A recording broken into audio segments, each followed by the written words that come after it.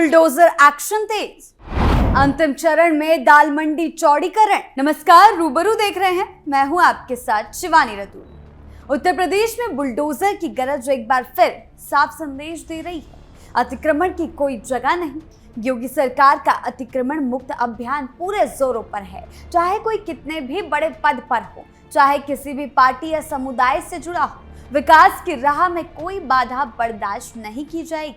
वाराणसी के चहल पहल भरी दाल मंडी बाजार में ध्वस्तीकरण की कार्रवाई अंतिम चरण में पहुंच गई है। सड़क चौड़ीकरण के लिए बड़े पैमाने पर मकान और धार्मिक स्थल हटाए जा रहे हैं।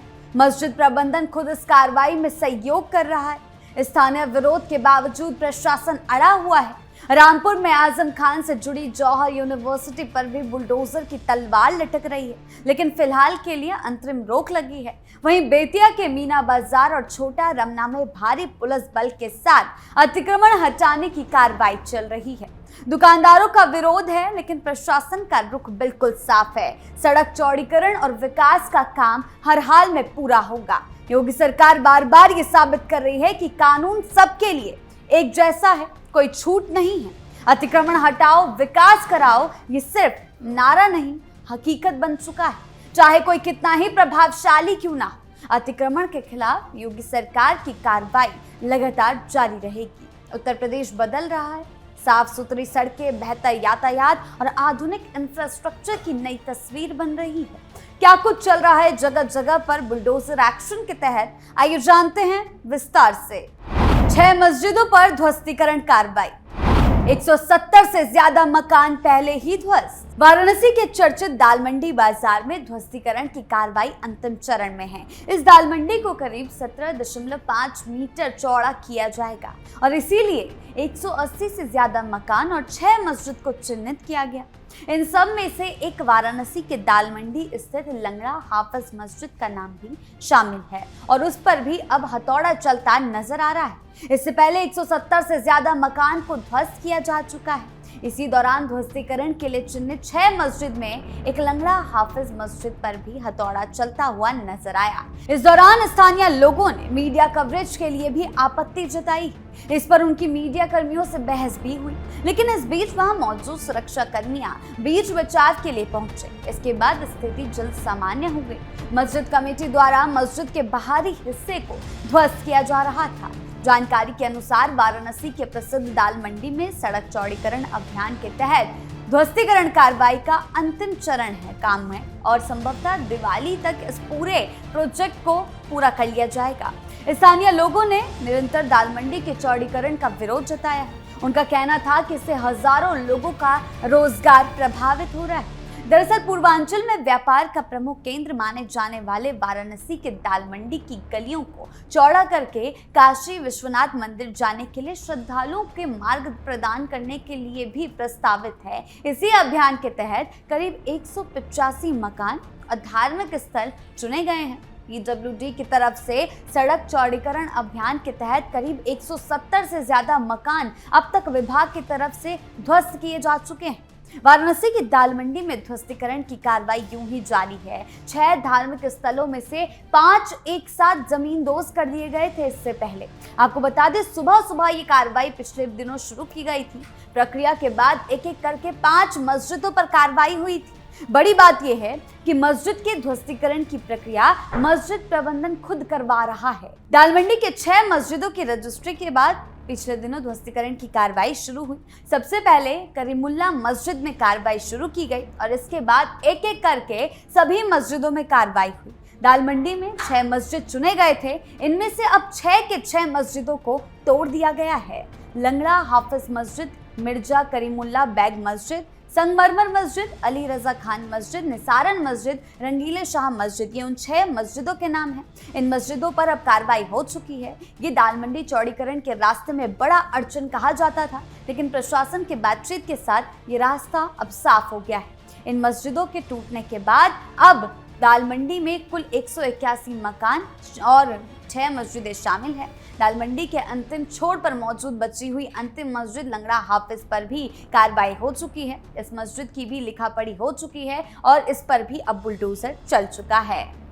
जौहर यूनिवर्सिटी पर मंडराया संकट। 38 भवनों पर कार्रवाई टली, अगली सुनवाई पर टिकी नजर। वहीं दूसरी तरफ रामपुर का बुलडोजर एक्शन भी इन दिनों सुर्खियों में है। आजम खान की यूनिवर्सिटी को अल्टीमेटम दिया गया है। रामपुर स्थित मौलाना मोहम्मद अली जौहर यूनिवर्सिटी के ध्वस्तीकरण पर रोक लग गई है। मुरादाबाद कमिश्नर ने आदेश पास करते हुए कहा कि अगली जौहर यूनिवर्सिटी के ध्वस्तीकरण को अगली सुनवाई तक रोक दिया जाए। बताते चले कि इसी महीने 15 जुलाई को रामपुर विकास प्राधिकरण ने आदेश पास करते हुए इस यूनिवर्सिटी के 40 में से 38 बिल्डिंगों को अवैध करार दिया था, जिसके बाद यूनिवर्सिटी पर बुलडोजर एक्शन शुरू करने का अल्टीमेटम दिया जा चुका था। आपको बता दें, रामपुर विकास प्राधिकरण के आदेश के खिलाफ सियासी माहौल गरमाया। कॉलेज और छात्र इस आदेश के खिलाफ काफी दिनों से विरोध प्रदर्शन कर रहे थे। इस मामले में लॉ स्टूडेंट ने जिला अधिकारी से मुलाकात भी की, जिसके बाद उनको भरोसा दिया गया था कि अभी लीगल एक्शन होने तक कोई कार्रवाई नहीं की जाएगी। वहीं कमिश्नर ऑफिस में इस मामले पर 28 जुलाई को सुनवाई होनी थी, लेकिन शोक अवकाश के कारण हड़ताल रहने से सुनवाई नहीं हो सकी। मुरादाबाद मंडल के कमिश्नर सिंह के यूनिवर्सिटी प्रशासन की ओर से दाखिल किए गए प्रार्थना पत्र पर सुनवाई करते हुए बड़ी अंतरिम राहत दी है। कमिश्नर ने विकास प्राधिकरण द्वारा जारी किए गए ध्वस्तीकरण आदेश के क्रियान्वयन पर अगली सुनवाई तक तत्काल प्रभाव से रोक लगा दी है। इस अहम फैसले के बाद फिलहाल जौहर यूनिवर्सिटी के 38 भवनों पर होने वाले संभावित बुलडोजर कार्रवाई टल गई है, जिससे यूनिवर्सिटी प्रशासन को फौरी तौर पर बड़ी राहत मिलती हुई अभी नजर आ रही है। अब इस पूरे मामले की अगली सुनवाई में यह तय होगा कि विकास प्राधिकरण का ध्वस्तीकरण आदेश बरकरार रहेगा या फिर उसमें कोई कानूनी बदलाव किया जाएगा। वहीं दूसरी ओर इस घटनाक्रम के बीच सपा के वरिष्ठ नेता आजम खान के परिवार से जुड़ी एक और खबर सामने आई। रामपुर जेल में बंद आजम खान से मुलाकात करने के लिए उनकी पत्नी डॉक्टर तंजीम फातिमा जेल पहुंची। इस दौरान उनके साथ बड़े बेटे अदीब आजम और सपा के जिला अध्यक्ष अजय सागर भी मौजूद रहे। आजम खान और उनके परिजनों के बीच जेल परिसर में करीब 1 घंटे तक लंबी मुलाकात हुई है, जिसके बाद वो बाहर आ गए। वहीं ये रोक सिर्फ फिलहाल के लिए लगाई गई है। इस पर फैसला होने के बाद इसके ध्वस्तीकरण की कार्रवाई जल्द ही शुरू हो जाएगी।